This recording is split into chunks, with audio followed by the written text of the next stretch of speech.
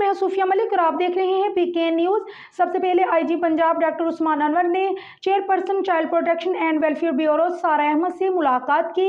Street children गदागारी में मुलव्वस और घरों में काम करने वाले बच्चों के तहफ़्फ़ुज़ के लिए बाहमी इक़दाम पर इजहार ख्याल किया।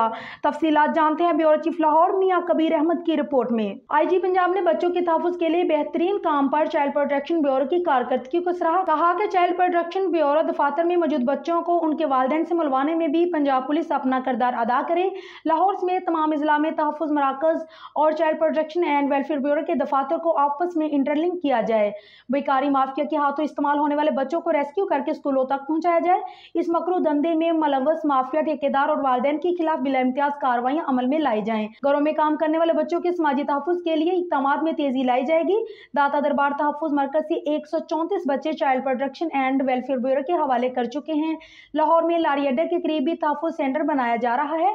आईजी पंजाब डॉक्टर उस्मान अनवर ने कहा है कि चाइल्ड प्रोटेक्शन ब्यूरो की टीमें बच्चों की हैंडलिंग बारे पुलिस स्टाफ को तरबियत फराहम करेंगी। चेयरपर्सन सारा अहमद ने कहा कि चाइल्ड लेबर के खात्मे के लिए अवामी आगाही मुहिम और इंटेलिजेंस बेसिस पर कार्रवाइयाँ जारी रहेंगी। मुलाकात के इख्तिताम पर आईजी पंजाब डॉक्टर उस्मान अनवर ने चेयरपर्सन सारा अहमद को यादगारी सुवेनियर भी दिया। मुलाकात में DIG IT establishment, AIG Edmund, SSP elite focal person Rana Khizar Hayat Khan, Imran Khan PS2 chairperson व पुलिस फोर्स समेत दीगर अफसरान भी मौजूद थे।